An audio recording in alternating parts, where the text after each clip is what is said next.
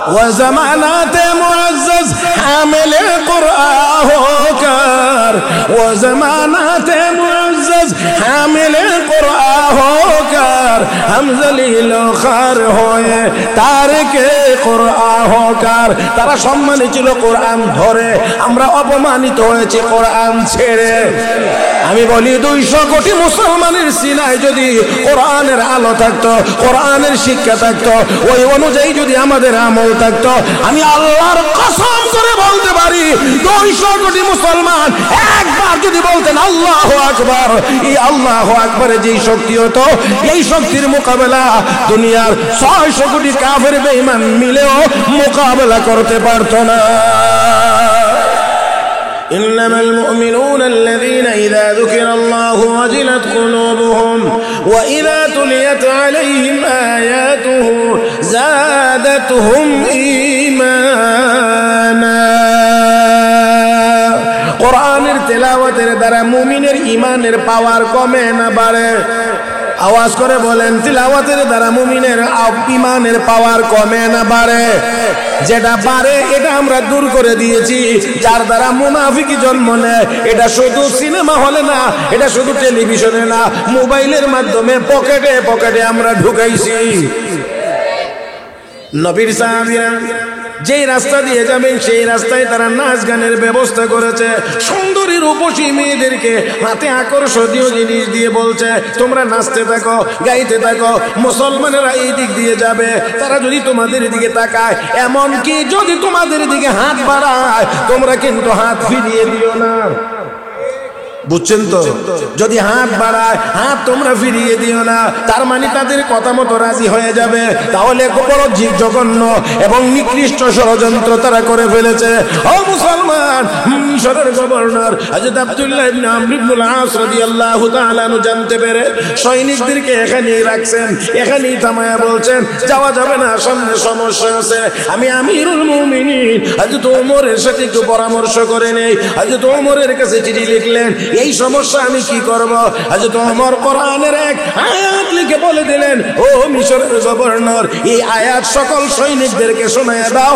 সবাইকে মুখস্থ করায়া দাও সবাই যেন এই আয়াতের তিলাওয়াত করে করে এই জায়গাটা পার হয়ে চলে যায় কি আয়াত রব্বে করিম বলেন কুল্লিল মুমিনিনা ইয়াগুদ্দু মিন আবসারিহিম ওয়া ইয়াহফাযু ফুরুজাহুম নবী গো আপনি আপনার পুরুষ উম্মতদেরকে বলে দিন তারা যেন তাদের দৃষ্টিকে নিচের দিকে রাখে কোন দিকে সবাই বলেন নিচে নিচে নিচের দিকে এই নিচের দিকে যেন রাখে কোরআনে বর্ণিত একটা মাত্র নির্দেশ চোখটা নিচে রাখো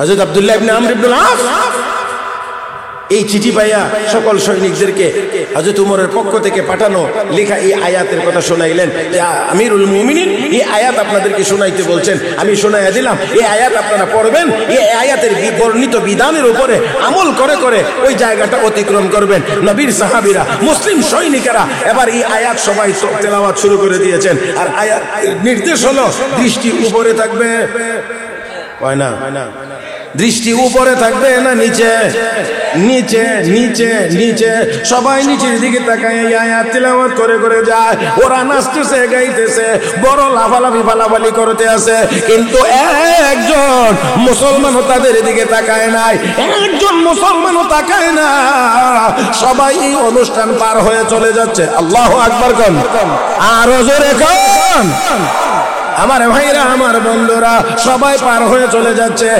একজনও ফিরে তাকায় না এবার তারা আশ্চর্য হয়ে পিছন দিক দিয়ে ডাকে ও মুসলমানেরা দাঁড়াও একটু কথা আছে দাঁড়াও একটু কথা আছে কি কথা বলতে চাও আমাদের পিছন থেকে বলো আমাদের সামনে তোমরা আসবে না আমাদের পিছনে থেকে তোমরা বলো হে মুসলমান বলো এমন কি মন্ত্র এমন কি জিনিস এমন কি শক্তি তোমাদের কাছে আছে এত বড় একটি আকর্ষণীয় অনুষ্ঠান পার হয়ে চলে গেলা একজন আমাদের দিকে তাকাইলে না কি আছে তোমাদের কাছে মুসলমানেরা জবাব দেয় আমাদের কাছে আর কিছু নাই আমাদের কাছে আছে আল্লাহর কোরআন কি আছে কি আছে কি আছে কি আছে জোরে কোন না কি আছে ওয়া জামানাতে মুআজ্জাজ হামিলে কোরআন হোকার ওয়া জামানাতে মুআজ্জাজ হামজা লিল খার হয়ে তারকে কোরআন হকার। তারা সম্মানী ছিল কোরআন ধরে, আমরা অপমানিত হয়েছি কোরআন ছেড়ে। একসাথে আওয়াজ করে বলেন। আমি বলি 200 কোটি মুসলমানের সিনায় যদি কোরআনের আলো থাকতো, কোরআনের শিক্ষা থাকতো, ওই অনুযায়ী যদি আমাদের আমল থাকতো, আমি আল্লাহর কসম করে বলতে পারি 200 কোটি মুসলমান একবার যদি বলতেন আল্লাহু আকবার, এই আল্লাহু আকবারে যেই শক্তি হতো, এই শক্তির মোকাবেলা দুনিয়ার 600 কোটি কাফের বেঈমান মিলেও মোকাবেলা করতে পারতো না। মুসলমানের কদম, ইমানদারের কদম যেখানে পড়বে, তাওহীদের ঘ্রাণ সেখানে থাকবে। বাক নাক লাগাইয়া ওই ঘ্রাণ নিয়ে নিয়ে আল্লাহর নবীর সাহাবীকে তার কাফেলা পর্যন্ত পৌঁছে দিয়েছে। ও মুসলমান, আমরা তো ওই জাতির নাম যারা বাঘের পিঠে সওয়ার হয়ে গন্তব্যে গিয়েছি। আমরা বাঘের পিঠে সওয়ার হয়ে গন্তব্যে গিয়েছি। আমরা নামাজের মুসল্লা বিছাইয়া নদী পার হয়েছি। আমরা আল্লাহু আকবারের আওয়াজ দিয়ে বাতিলের মসনদ ভেঙে চুরমার করে দিয়েছি।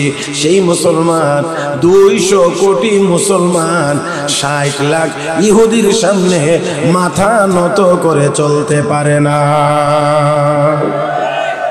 আমার ভাইরা, আমার বন্ধুরা, তাহলে আসুন আমাদের দুর্বলতা কোন জায়গায়?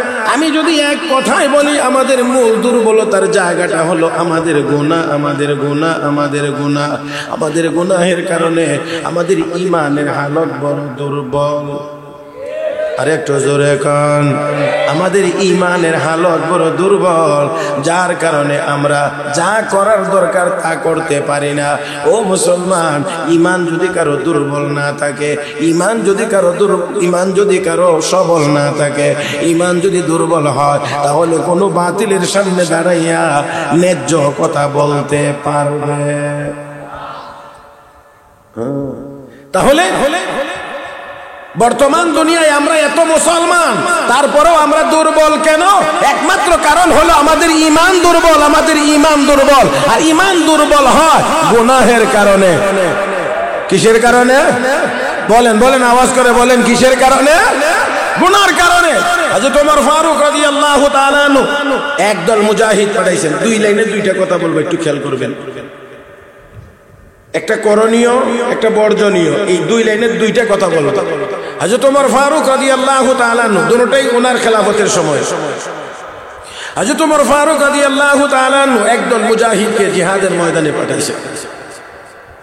যেই এলাকায় যুদ্ধ করতে যাবেন, সেই এলাকার মানুষ জানতেছে, সংবাদ পাইছে, খবর পাইছে হযরত ওমরের বাহিনী আসতেছে। ভয়ে তারা আগেই থরথর করে কাঁপা শুরু করে দিয়েছে। এখন কি করা যায়? মুসলমান বিমানের শক্তি দিয়ে জিহাদ করে না ঈমানের শক্তি দিয়ে করে? বিমান হইলে বিমান গুলি করে ভূপাতিত করতে পারলে বিজয়ী হওয়া যায়, কিন্তু ইমানদারের ঈমানের মোকাবেলা কি করলে বিজয়ী হওয়া যাবে? যেমন বিমান ধ্বংস করলে বিজয়ী হওয়া যায়, মুসলমানের বেলায় যদি মুসলমানের ঈমান নষ্ট করা যায় তাহলেই বিজয়ী হওয়া যায়। এই জন্য কি করবে?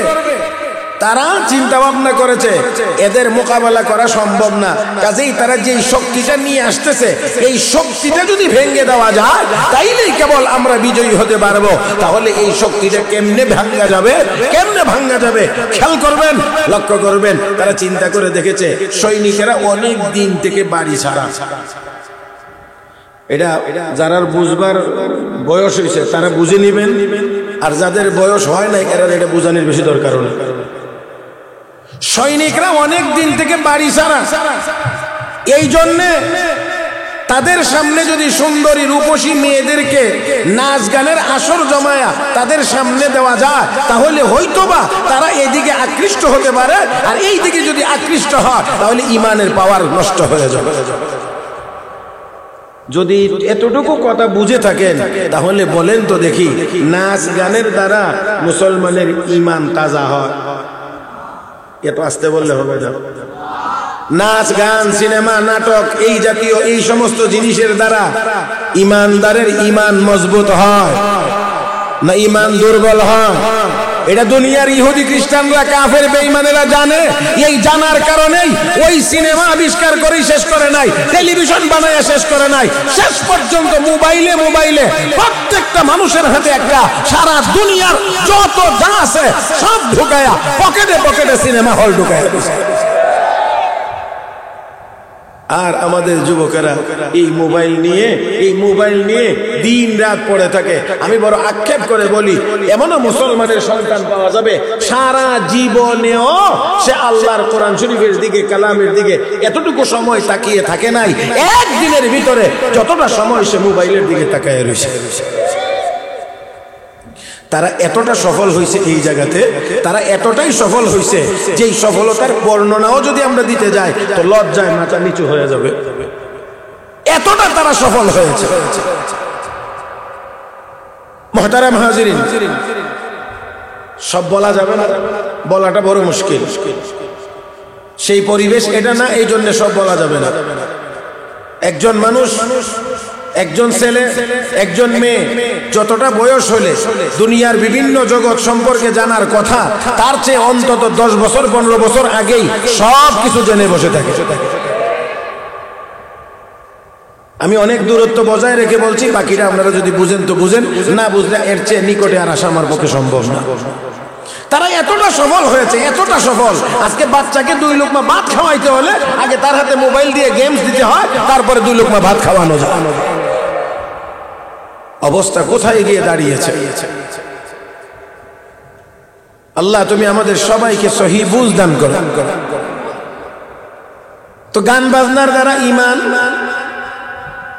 ইমান সবল হয়, বলেন না? গান বাজনার দ্বারা ইমান সবল হয়। হাদিস শরীফে আছে, বৃষ্টির পানি পাইলে জমিন উর্বর হয়ে, যেমন এখানে কি গজায়, ঘাস জন্মায়। গান বাজনার দ্বারা কলবের ভিতরে তেমন ভাবে মুনাফিকি জন্ম নেয়, মুনাফিকি। যার কারণে আজকে তাকায় দেখবেন নামে মুসলমান, কাজের বেলায় 100% মুনাফিকি স্বভাব। রাগ না করলে, যদি রাগ না করেন তাহলে বলবো, হাদিস শরীফে আল্লাহ রাসূল বলেছেন, আয়াতুল মুনাফিকি সালাস, মুনাফিকের আলামত 3টা। মিথ্যা কথা বলে। বলেন দেখি এখন আমরা কি পরিমাণ মিথ্যা কথা বলি। ছোট বলেন, বড় বলেন, মুরব্বী বলেন, এই বলেন, ওই বলেন, নামাজি বলেন, বেনামাজি বলেন, সবাই মিথ্যা বলি। এর অর্থ এই না যে নামাজের দোষ না, যে মিথ্যা বলে নামাজ পড়ার পরও বুঝতে হবে তার নামাজ ঠিক মতো হয় না। আর একটা কথা যদি না বলি তাহলে তো এটা হয়ই না। মিথ্যা কথা যত বেশি বড় মজলিসে, যত বেশি সুন্দর গুছায়া গাছায়া বলা যায়, বাংলাদেশে মাশাআল্লাহ এরা বড় বড় চেয়ার পায়। মিথ্যা কথা বলে, মিথ্যার সরাসরি। এখন মিথ্যা ছাড়া কোনো কথাই যেন নেই। 2 নাম্বার হলো ওয়া ইযা আতুমিনা খানা, আমানত নিয়ে, আমানত পাইলে, আমানত রাখলে আমানতের কি করে? খেয়ানত করে। ওয়াদা করলে ওয়াদা লঙ্ঘন করে, ওয়াদা করলে ওয়াদা লঙ্ঘন করে। তাহলে সবগুলো বদ আমল আমাদের মধ্যে নাই না পুরাপুরি আছে? তাহলে দেখেন মুনাফিকি স্বভাব আমাদের মধ্যে কি পরিমাণ জন্মাইছে। মসজিদের ভিতর থেকে, মসজিদের ভিতরে কথা বলে আসছে, বারান্দায় এসে আমি এমনি গেছি। বাজারে হাঁটে 5 জন 10 জনের সামনে বলে আসার পরেও বাড়িতে এসে না আমি তো এমনি বলছি। আল্লাহ তুমি মাফ করো, আল্লাহ তুমি মাফ করো, আল্লাহ তুমি হেদায়েত দান করো। মুহতারাম হাজিরিন, তাহলে গান বাজনার দ্বারা মুনাফিকি জন্ম হয়। আর নবী বলছেন, কোরআনে স্বয়ং আল্লাহ নিজে বলেছেন, ইন্নামাল মুমিনুনা আল্লাযীনা ইযা যুকিরাল্লাহু ওয়াজিলাত কুলুবুহুম ওয়া ইযা তুলিয়াত আলাইহিম আয়াতুহু যাদাতুহুম ঈমানা। কোরআনের তেলাওয়াতের দ্বারা মুমিনের ঈমানের পাওয়ার কমে না বাড়ে? আওয়াজ করে বলেন, তিলাওয়াতের দ্বারা মুমিনের ঈমানের পাওয়ার কমে না বাড়ে? যেটা বাড়ে এটা আমরা দূর করে দিয়েছি, যার দ্বারা মুনাফিকি জন্ম নেয়। এটা শুধু সিনেমা হলে না, এটা শুধু টেলিভিশনে না, মোবাইলের মাধ্যমে পকেটে পকেটে আমরা ঢুকাইছি। আল্লাহ আমাদের বুঝার তৌফিক দান করুন। নবীর সাহাবীরা যেই রাস্তা দিয়ে যাবেন সেই রাস্তায় তারা নাচ গানের ব্যবস্থা করেছে। সুন্দরী রূপসী মেয়েদেরকে হাতে আকর্ষণীয় জিনিস দিয়ে বলছে তোমরা নাচতে থাকো, গাইতে থাকো। মুসলমানেরা এই দিক দিয়ে যাবে, তারা যদি তোমাদের দিকে তাকায়, এমনকি যদি তোমাদের দিকে হাত বাড়ায়, তোমরা কিন্তু হাত ফিরিয়ে দিও না। বুঝছেন তো? যদি হাত বাড়ায়, হাত তোমরা ফিরিয়ে দিও না। তার মানে তাদের কথা মতো রাজি হয়ে যাবে। তাহলে বড় জঘন্য এবং নিকৃষ্ট ষড়যন্ত্র তারা করে ফেলেছে। ও মুসলমান, মিশরের গভর্নর হযরত আব্দুল্লাহ ইবনে আমর ইবনুল আস রাদিয়াল্লাহু তাআলা আনহু জানতে পেরে সৈনিকদেরকে এখানেই রাখছেন, এখানেই থামায়া বলছেন যাওয়া যাবে না, সামনে সমস্যা আছে। আমি আমিরুল মুমিনিন হযরত ওমরের সাথে একটু পরামর্শ করে নেই। হযরত ওমরের কাছে চিঠি লিখলেন, এই সমস্যা আমি কি করব। হযরত ওমর কোরআনের এক আয়াত লিখে বলে দিলেন, ও মিশরের গভর্নর, এই আয়াত সকল সৈনিকদেরকে শোনায়া দাও, সবাইকে মুখস্থ করায়া দাও, সবাই যেন এই আয়াতের তিলাওয়াত করে করে এই জায়গাটা পার হয়ে চলে যায়। কি আয়াত? রব্বে কারীম বলেন, কুল্লিল মুমিনিনা ইয়াগুদ্দু মিন আবসারিহিম ওয়া ইয়াহফাযু ফুরুজাহুম। নবী গো, আপনি আপনার পুরুষ উম্মতদেরকে বলে দিন তারা যেন তাদের দৃষ্টিকে নিচের দিকে রাখে। কোন দিকে? সবাই বলেন, সবাই বলেন। নিচে, নিচে, নিচের দিকে। এই নিচের দিকে যেন রাখে। কোরআনে বর্ণিত একটা মাত্র নির্দেশ, চোখটা নিচে রাখো। হযরত আব্দুল্লাহ ইবনে আমর ইবনুল আস এই চিঠি পাইয়া সকল সৈনিকদেরকে হযরত উমরের পক্ষ থেকে পাঠানো লেখা এই আয়াতের কথা শোনাইলেন যে আমিরুল মুমিনিন এই আয়াত আপনাদেরকে শোনাইতে বলছেন, আমি শোনাইয়া দিলাম। এই আয়াত আপনারা পড়বেন, এই আয়াতের বর্ণিত বিধানের উপরে আমল করে করে ওই জায়গাটা অতিক্রম করবেন। নবীর সাহাবীরা, মুসলিম সৈনিকেরা এবার এই আয়াত সবাই তেলাওয়াত শুরু করে দিয়েছেন। আর আয়াত নির্দেশ হলো দৃষ্টি উপরে থাকবে, হয় না? দৃষ্টি উপরে থাকবে না নিচে? নিচে, নিচে, নিচে। সবাই নিচের দিকে তাকায় এই আয়াত তিলাওয়াত করে করে যায়। ওরা নাচতেছে, গাইতেছে, বড় লাফালাফি ফালাফালি করতে আছে, কিন্তু একজন মুসলমানও তাদের দিকে তাকায় নাই, একজন মুসলমানও তাকায় না। সবাই এই অনুষ্ঠান পার হয়ে চলে যাচ্ছে। আল্লাহু আকবার কোন? আরো জোরে কোন? আমার ভাইরা, আমার বন্ধুরা, সবাই পার হয়ে চলে যাচ্ছে, একজনও ফিরে তাকায় না। এবার তারা আশ্চর্য হয়ে পিছন দিক দিয়ে ডাকে, ও মুসলমানেরা দাঁড়াও, একটু কথা আছে, দাঁড়াও, একটু কথা আছে।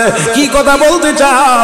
আমাদের পিছন থেকে বলো, আমাদের সামনে তোমরা আসবে না, আমাদের পিছনে থেকে তোমরা বলো। হে মুসলমান বলো, এমন কি মন্ত্র, এমন কি জিনিস, এমন কি শক্তি তোমাদের কাছে আছে?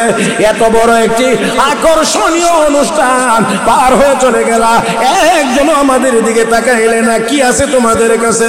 মুসলমানেরা জবাব দেয়, আমাদের কাছে আর কিছু নাই, আমাদের কাছে আছে আল্লাহর কোরআন। কি আছে? কি আছে? কি আছে? কি আছে? জোরে কোন না, কি আছে? ওয়া জামানাতে মুআজ্জাজ হামিলে কুরআন হোকার, ওয়া জামানাতে মুআজ্জাজ হামিলে কুরআন হোকার, হাম জলিল খার হয়ে তারকে কুরআন হোকার। তারা সম্মানিত ছিল কোরআন ধরে, আমরা অপমানিত হয়েছি কোরআন ছেড়ে। একসাথে আওয়াজ করে বলেন। আমি বলি 200 কোটি মুসলমানের সিনায় যদি কোরআনের আলো থাকতো, কোরআনের শিক্ষা থাকতো, ওই অনুযায়ী যদি আমাদের আমল থাকতো, আমি আল্লাহর কসম করে বলতে পারি 200 কোটি মুসলমান একবার যদি বলতেন আল্লাহু আকবার, এই আল্লাহু আকবারে যেই শক্তি হতো, এই শক্তির মোকাবেলা দুনিয়ার 600 কোটি কাফের বেঈমান মিলেও মোকাবেলা করতে পারতো না।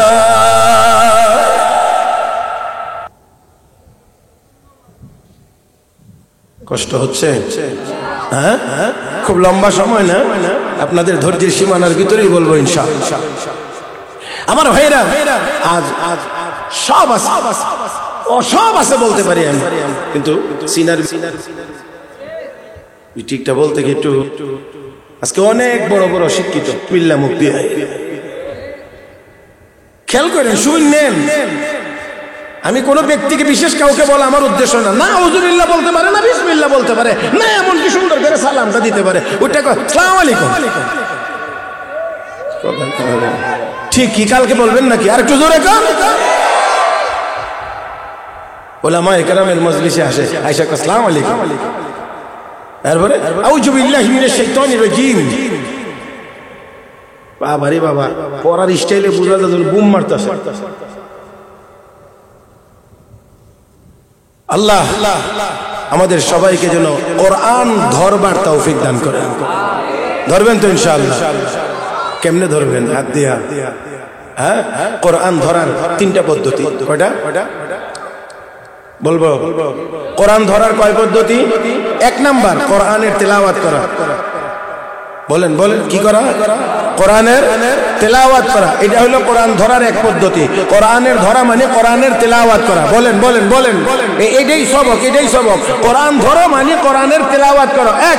দুই নাম্বার হলো কোরআন ধরো মানে কোরআনের বিধান অনুযায়ী জীবন পরিচালিত করো। এটা হলো কোরআন ধরার দ্বিতীয় পর্যায়, দ্বিতীয় নমুনা, দ্বিতীয় স্তর। কোরআনের তেলাওয়াত করা, কোরআনের বর্ণিত বিধান অনুযায়ী জীবন পরিচালিত করা।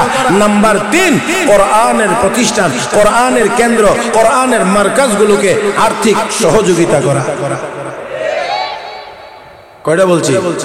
কোরআন ধরো এক নাম্বার, কোরআনের তেলাওয়াত করো। কোরআন ধরো দুই নাম্বার, কোরআনের বর্ণিত বিধানগুলো পালন করো। কোরআন ধরো তিন নাম্বার হলো কোরআনের প্রতিষ্ঠানগুলোকে সাহায্য। আল্লাহ সবাইকে তৌফিক দান করুন। মনে আসেনি আপনাদের? তোমাদের কাছে কি আছে? এমন কি শক্তি তোমাদের কাছে রয়েছে যেই শক্তি থাকলে এমন একটি আকর্ষণীয় অনুষ্ঠান পার হয়ে যাওয়া যায়? আমাদের কাছে আর কোনো শক্তি না, আমাদের কাছে আছে কোরআন।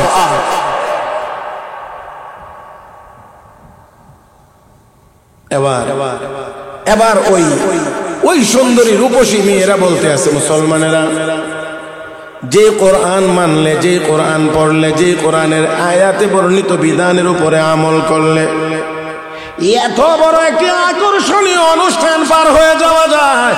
একজন সৈনিক, একজন মুসলমানও এই দিকে তাকায় না। এই কোরআন সত্য হওয়ার ব্যাপারে আর কোনো সন্দেহ নাই। দেরি করব না, দেরি করতে চাই না, একটু অপেক্ষা করো, আমরা একটু পাক পবিত্র হয়ে আসি, আমাদেরকেও কালেমা পড়াইয়া মুসলমান বানায়া দাও। ও মুসলমান, তাহলে লক্ষ্য করে দেখুন, ইমান দুর্বল হয় গুনার কারণে। লক্ষ্য করে দেখেন, এই বেগানা মেয়েদের দিকে তাকাইলে, নাচ গানের দিকে তাকাইলে, ও গায়িকা নায়িকাদের দিকে তাকাইলে ইমানের পাওয়ার বাড়ে না কমে? জোরে কন্যা, বাড়ে না কমে?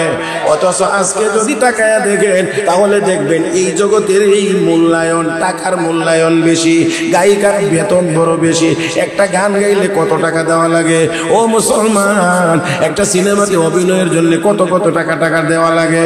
আমার বন্ধুরা, বর্তমান দুনিয়ায় উপার্জন করার যত পদ্ধতি আছে, সব পদ্ধতির মধ্যে সবচেয়ে বেশি টাকা হলো এই গান বাজনার জগতে। আমার বন্ধুরা, আবার লক্ষ্য করে দেখবেন, আপনারা ইতিমধ্যেই হয়তো শুনেছেন, আমাদের দেশের প্রাইমারি স্কুলগুলোতে গান আর নাচ শেখানোর জন্য সরকার শিক্ষক নিয়োগ দেওয়ার সিদ্ধান্ত গ্রহণ করেছে। মানেন আপনারা? মানেন আপনারা? আপনাদের ছেলে মেয়েদেরকে স্কুলে পাঠান নাচ আর গান শেখানোর জন্য? না দি বলেন না? তাহলে স্কুলে আপনার আমার ছেলে মেয়েদেরকে ভর্তি করি নাচ গান শেখানোর জন্য। তাহলে আমরা বলবো, সরকারকে অনুরোধ করবো, অনতি বিলম্বে এই 94% মুসলমানের দেশের 94% মুসলিম শিক্ষার্থীদেরকে নাচ গান শেখানোর জন্য যেই শিক্ষক নিয়োগ দেওয়ার সিদ্ধান্ত দেওয়া হয়েছে তা অবিলম্বে বাতিল করা হোক।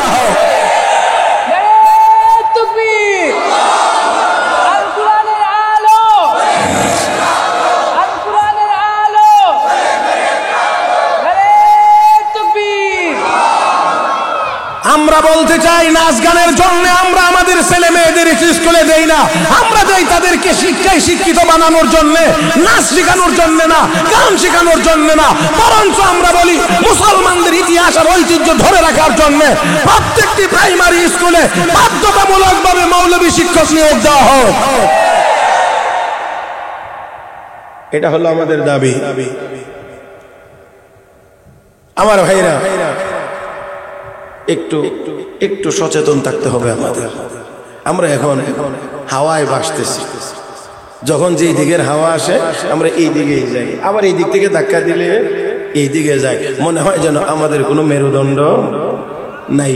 এইরকম মেরুদণ্ডহীন হইলে হবে না আমার বন্ধুগণ। আল্লাহ আমাদের সবাইকে দ্বীনের উপরে মজবুত হয়ে থাকার তৌফিক দান করুন। আমার ভাইরা, এই হলো এক। তাহলে এটা হলো এই নাচ গান সিনেমা নাটক এইগুলো হলো বর্জনীয় নাকি? তাহলে এইটা হলো এগুলো ছাড়তে হবে, এই কাজগুলো গুনার কাজ। তাহলে এই কাজের দ্বারা মুসলমানের ইমানের পাওয়ার কমে, ইমানের পাওয়ার। এবার বলছি, এবার দেখেন এইদিকে আসে।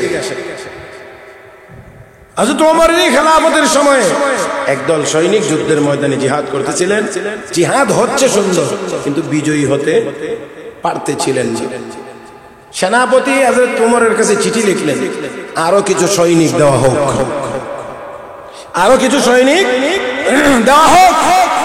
হযরত ওমর, আমরা বিজয়ী হতে পারছি না। হযরত ওমর চিঠির উত্তরে লিখলেন, সৈনিক আর দেওয়া হবে না, বিজয়ী যে হতে পারতেছো না, একটু তালাশ করে দেখো আমলের কোথাও ত্রুটি হয়েছে কি।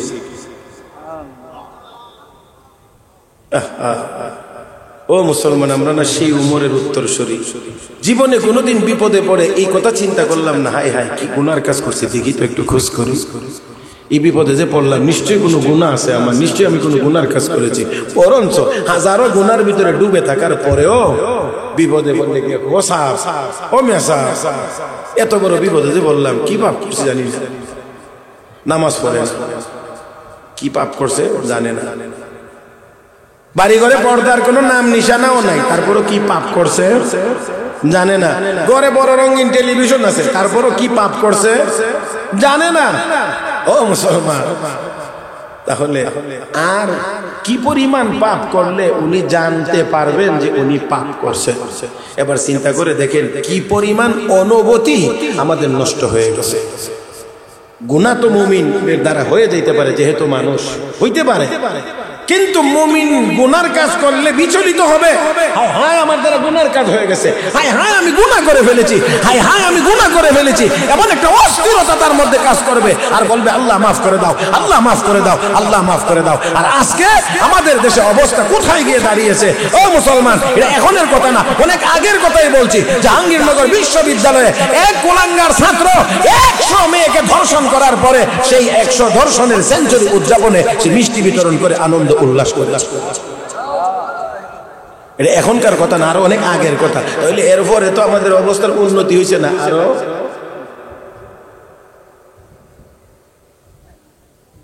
তাই আসুন, হযরত ওমর চিঠি লিখলেন, আমলের কোথাও ত্রুটি আছে। ইমামুল মুফাসসিরিন আল্লামা ইমাম কুরতুবী রাহমাতুল্লাহি আলাইহি ফাকালা মালিয়া লা আরাল হুদহুদ আম কানা মিনাল গায়িবিন ফাকালা মালিয়া। এই মালিয়ার ব্যাখ্যা করতে গিয়ে ইমাম কুরতুবী লিখেছেন, আল্লাহ ওয়ালাদের বৈশিষ্ট্য হলো ইদা ফাকাদু আমালাহুম তাফাক্কাদু আমালাহুম। তারা যখন গন্তব্যে পৌঁছতে পারে না, তখন তাদের নিজেদের আমলের উপরে জরিপ করে, আমার আমলের কোথায় ত্রুটি হয়েছে। হযরত ওমর নির্দেশ দিয়ে বললেন, দেখো নিশ্চয়ই আমলের কোথাও ত্রুটি হয়েছে, কোথাও। সেনাপতি চিঠি পাইয়া এবার সৈনিকদেরকে নির্দেশ দিলেন, দেখো আমাদের আমলের কোথায় ত্রুটি হয়েছে। খুঁজে গিয়ে বের করলেন, পাইলেন যুদ্ধের ব্যস্ততার কারণে নবীর সুন্নত আমল মেসওয়াক ছুটে গেছে। কোন আমল ছুটছে? ফরজ আমল, ওয়াজিব, সুন্নত। আমরা তো এখন সুন্নতের কোনো তোয়াক্কাই করি না, আরো মুখ ভেঙছে, তার মানে এটার কোনো দরকার, এটা মানে তুচ্ছ করে নবীর সুন্নতকে বিদায় করে দিচ্ছি। সুন্নত আমল মেসওয়াক ছুটে গিয়েছে। এই মেসওয়াক ছুটে যাওয়ার কারণে যুদ্ধ করতেছেন, বিজয়ী হতে পারছেন না। খেলাফে পয়গম্বর কাছে রাহগুজির, খেলাফে পয়গম্বর কাছে রাহগুজির কে হরগিজ বমঞ্জিল नखाहद रसीद तू को जाओ सुन्नत अहमद को जा बा मुहम्मद कै बुअद निस्बत तोरा তুমি কোথায় তোমার নবীর সুন্নাত কোথায় তুমি কোথায় ও মুসলমান আমরা কোথায় আর আমাদের নবীর সুন্নাত কোথায় অথচ নবীর সাহাবীকে বলা হয়েছিল ওগো আল্লাহ নবীর সাহাবী আপনি যে পার মধ্যখানে মধ্য হাঁটু পর্যন্ত কাপড় উঠায় রেখেছেন এটা যদি দেখে যেখানে যাচ্ছেন তারা আপনাকে বেকুফ মনে করবে এই জন্য আপনার এই জামাটা এই পায়জামাটা আরেকটু নিচে নামায়া যান গিরার উপরেই থাকবে তবে আরেকটু নিচে নামান আল্লাহ নবীর সাহাবী তখন ধমক দিয়ে বলেছিলেন আতরুকু সুন্নাত হাবিবি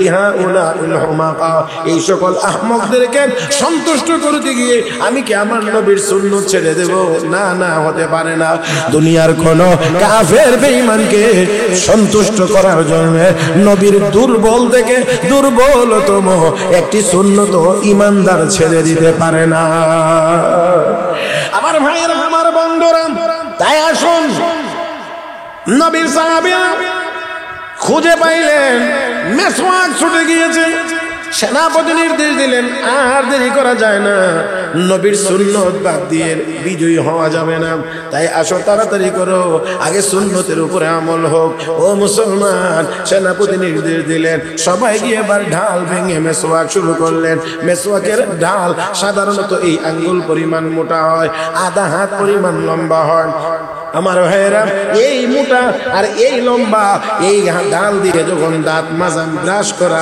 মেসওয়াক করা শুরু হয়ে গেছে আল্লাহর পক্ষ থেকে সাহায্য নাজিল হয়ে গেছে অভিনব পদ্ধতি তারা সাহাবীরা সৈনিকেরা দাঁত মাঝে মেসওয়াক করে আঙ্গুল পরিমাণ মোটা ঢাল দিয়ে কাফের বেঈমানেরা দেখে এই মোটা মোটা গাছ দিয়ে তারা দাঁত মাজে আরে আল্লাহ আল্লাহ আল্লাহু আকবার একটু জোরে কোন সবাই মিলে একসাথে বলেন এই পরিমাণ ঢাল দিয়ে মেসওয়াক করে তারা দেখে এই বড় বড় মোটা মোটা গাছ দিয়ে বলেন দেখি একটা তাল গাছ নিয়ে যদি কেউ দাঁত মাজতে মাজতে এই মুহূর্তে এই প্যান্ডেলের ভিতরে এসে ঢুকে কেউ থাকবেন তো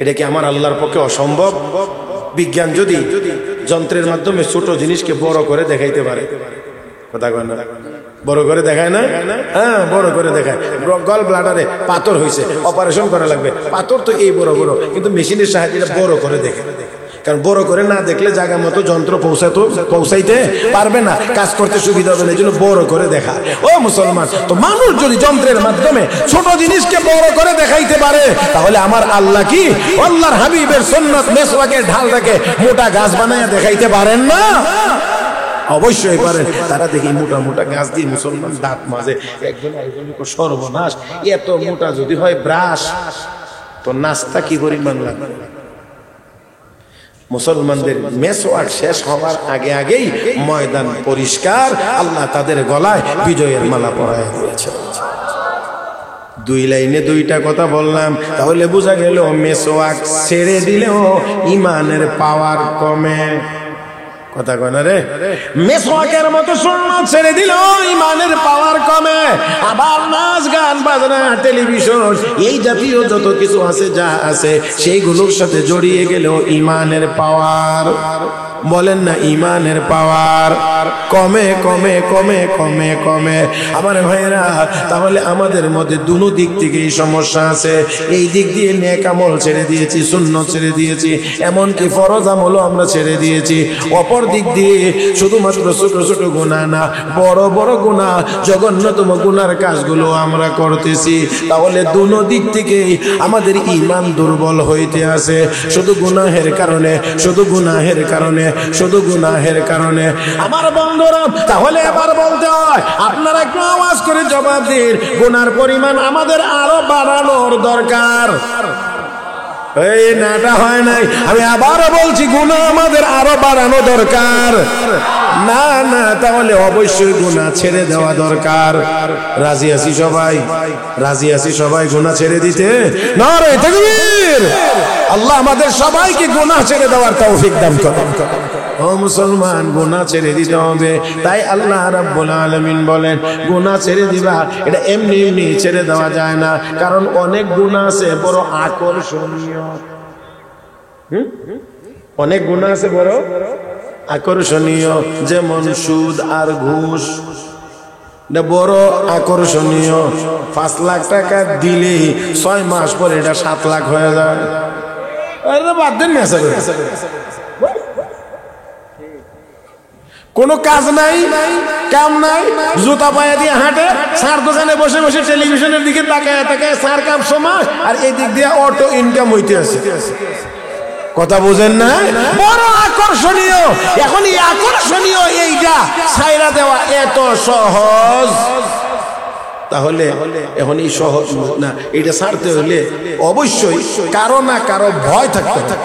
যেমন কথার কথা, চুরে চুরি করার আগে দেখে কেউ দেখতেছে, যদি বুঝে যে কেউ দেখতে আছে, যদি বুঝে যে না পুলিশে দেখতেছে, তাহলে আরো ভয়ে আর এই কাজ করে না। তাহলে কোনো কিছুর ভয় থাকলে যে আমাকে ধরবে এই কাজ করার কারণে, ধইরা আমাকে মারবে, এইরকম ভয় যদি থাকে, তাহলে এই কাজ থেকে বিরত থাকতে পারে। এখন আমাদের দুনিয়ার জীবনে সুদের থেকে ফিরানোর মতো কোনো ব্যবস্থা নাই, কারণ কোনো আইন নাই যে সুদ খাওয়া যাবে না, তাহলে এখান থেকে ফিরানোর কোনো ব্যবস্থা নাই। রব্বে কারীম তাই ১৫০০ বছর আগে চিকিৎসা দিয়ে বলেছেন, ইয়া আইয়ুহাল্লাযীনা আমানু, হে ঈমানদারেরা, ইত্তাকুল্লাহ, ভয় করো কাকে? এত আস্তে বলবেন না, আর একটু জোরে। এজন্য আল্লাহ সুদের ব্যাপারেও বলেছেন, ইয়া আইয়ুহাল্লাযীনা আমানু ইত্তাকুল্লাহ ওয়া যারু মা বাকিয়া মিনার রিবা ইন কুনতুম মুমিনিন। হে ঈমানদাররা, আল্লাহকে ভয় করো, সুদের সব রকমের লেনদেন বয়কট। আল্লাহ প্রথমে কি বলছেন?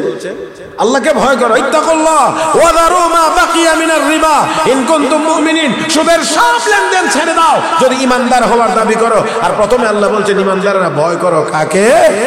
আল্লাহকে। তাহলে আল্লাহর ভয়ই কেবলমাত্র একজন মানুষকে গুনাহ থেকে বিরত রাখতে পারে। এর নমুনা আপনারা দেখবেন, রোজাদার মানুষ পানির পিপাসায় অনেক কষ্ট করে, কিন্তু লুকায়াও আধা গ্লাস পানি পান করে না, লুকায়াও আধা গ্লাস পানি পান করে না। কেন করে না? কেন করে না? কারণ হইল আল্লাহ আমাকে দেখতেছেন, দুনিয়ার কেউ না দেখলেও আল্লাহ দেখতেছেন। রোজা তো রাখি আল্লাহর জন্য, আল্লাহকে সন্তুষ্ট করার জন্য, আল্লাহর হুকুম পালন করার জন্য। এখন যদি লুকাইয়া গিয়ে পানি পান করি, আল্লাহ তো দেখে ফেলেন। এই জন্য আল্লাহর এই ভয় থাকার কারণে নির্জনে নিবৃতে গোপনে গিয়েও পানির কষ্ট হওয়া সত্ত্বেও রোজাদার পানি পান করে না। তাহলে একজন মানুষ যদি আল্লাহকে ভয় করে, তাহলে সে নির্জনেও কোনো গুনার কাজ করতে পারবে। এই জন্য আল্লাহ রাব্বুল আলামিন বলেন, ইয়া আইয়ুহাল্লাযীনা আমানুত্তাকুল্লাহ, হে ঈমানদাররা ভয় করো একমাত্র কাকে? আল্লাহকে ভয় করো, আল্লাহকে ভয় করো, আল্লাহকে ভয় করো। আর কি 2 নম্বর কাজ হলো ওয়াকুনু মাস-সাদিকিন, যারা সত্যবাদী, যারা আল্লাহওয়ালা, তাদের সঙ্গে হও। কারণ আল্লাহকে ভয় করো, আল্লাহকে ভয় করো, আল্লাহকে ভয় করো, এই কথাটা শুধুমাত্র মুখে বললেই কারো কলবের ভিতরে স্থাপিত হবে না আমার বন্ধুরা। তাহলে কি করতে হবে? যারা আল্লাহকে ভয় করে, আল্লাহওয়ালা হয়েছেন, আল্লাহর প্রিয় বান্দা হয়েছেন, যারা আল্লাহর ভয় নিজের কলবে জাগ্রত রেখে গুনার কাছ থেকে বিরত থেকে সবগুলো নেক আমল নবীর সুন্নত মোতাবেক পালন করে চলতে আছে, তাদের কাছে যাওয়া লাগবে।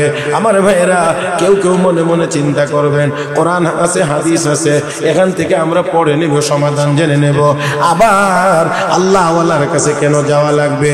আমার বন্ধুরা, মেডিকেলে যারা লেখাপড়া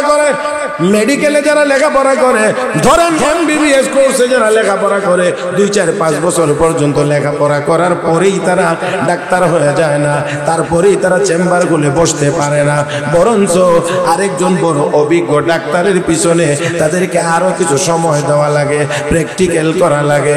আমার ভাইয়েরা, বই পুস্তকে সব কিছু থাকার পরেও যদি, পড়াশোনা করার পরেও যদি আরেকজন ডাক্তারের কাছে গিয়ে তার সহবতার সান্নিধ্যে থেকে যদি ডাক্তারের বাস্তব ট্রেনিং আর প্রশিক্ষণ নেওয়া লাগে, তাহলে আল্লাহর ভয় কলবে স্থাপন করার জন্য আল্লাহওয়ালাদের সোহবতে যাওয়া লাগে।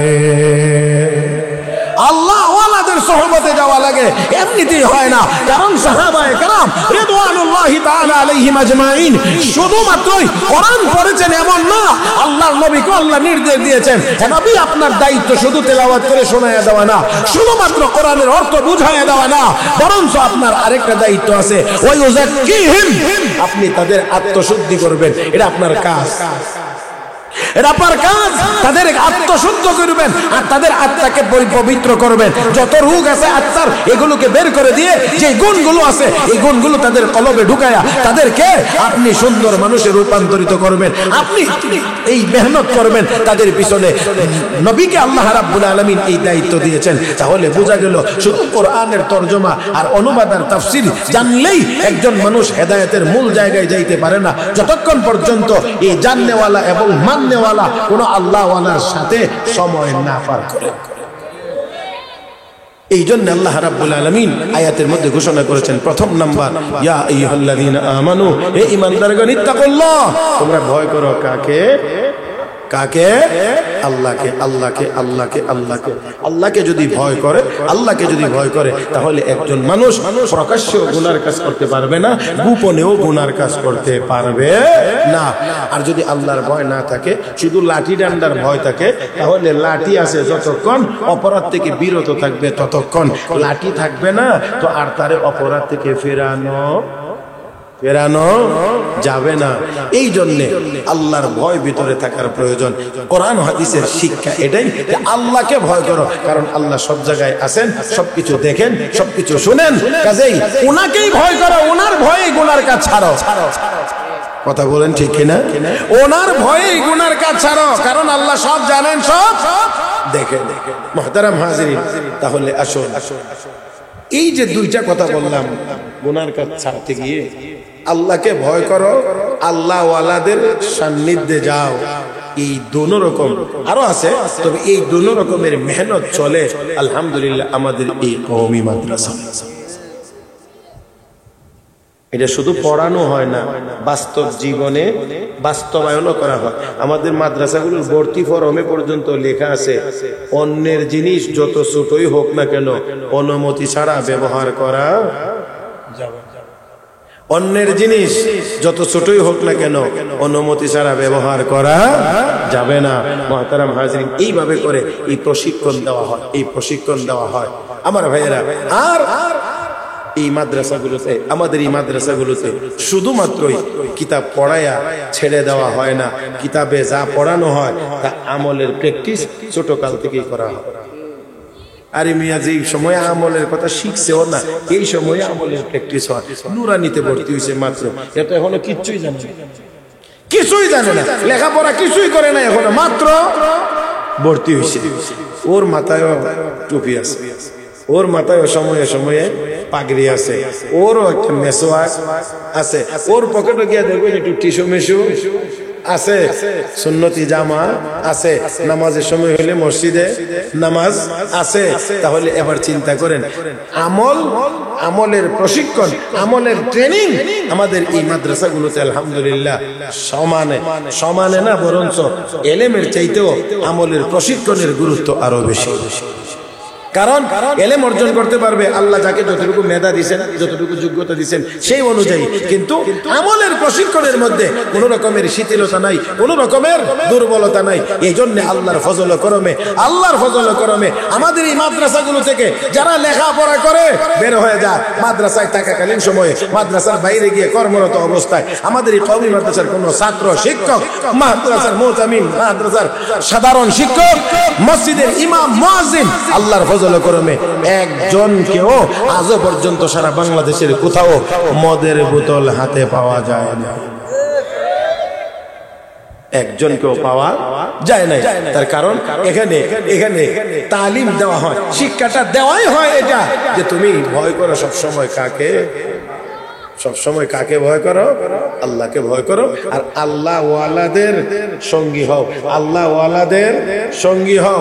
তো আমাদের এখানে তো আলহামদুলিল্লাহ যারা আসাতিজা কেরাম থাকেন তারা তো আলহামদুলিল্লাহ আল্লাহ ওয়ালা, কারণ তারা নিজেরা যেমন করে কোরআন হাদিস পড়েছেন সেই অনুযায়ী নিজেরা আমল করেন, ছাত্রদেরকেও সেইভাবে তারা আমল করান, সেইভাবে নামাজ পড়ান, সেইভাবে প্রশিক্ষণ দেন। এই জন্য এই মাদ্রাসাগুলো টিকে থাকার দরকার নাই না আছে? জোরে কর না, নাই না আছে? আমার ভাইরা, তাহলে আমাদেরকে এই মাদ্রাসার পাশে দাঁড়াইতে হবে। হযরত মাওলানা আব্দুল্লাহ বাহুবলী সাহেব দামাত বারাকাতুহুল আলিয়া, উনি আলহামদুলিল্লাহ আমার চেয়ে আমি মনে করি অনেক ভালো চাঁদা করার অভিজ্ঞতা রাখে। আমি আসলে এই দিক থেকে অনেক বেশি দুর্বল। তারপরে উনি বলে গেছেন যে আপনারা আমার হাতে কিছু নগদ দিতে। আমি সেই মর্মে দয়া করে এখন কেউ উঠবেন না, একজনও না, দেন না দেন, দয়া করে উঠবেন না, এতটুকু চাঁদা আমার আগে দেন। এই চাঁদাটা চাইলাম, দয়া করে কেউ উঠবেন না। আমি বড় কিছু চাই না, বড় অ্যামাউন্ট না, 1000 টাকা আল্লাহর গোলাম দিবেন এমন একজন মানুষ বলেন তো, নগদে হোক বাকি হোক অসুবিধা নাই। যদি উনি বলছেন নগদে দিতে, আমি আপনাদেরকে দুটোটার সুযোগ দিলাম। আল্লাহর গোলাম কে আছেন প্রথমে বলবেন যে ইনশাআল্লাহ আমি 1000 টাকা মাদ্রাসা দিই। মাশাআল্লাহ, মুস্তাফা আলী মেম্বার সাহেব 1000 টাকা, বড় দিনারাই 1000 টাকা। নারে তাকবীর! আল্লাহ কবুল করেন, মঞ্জুর করেন, মনের নেক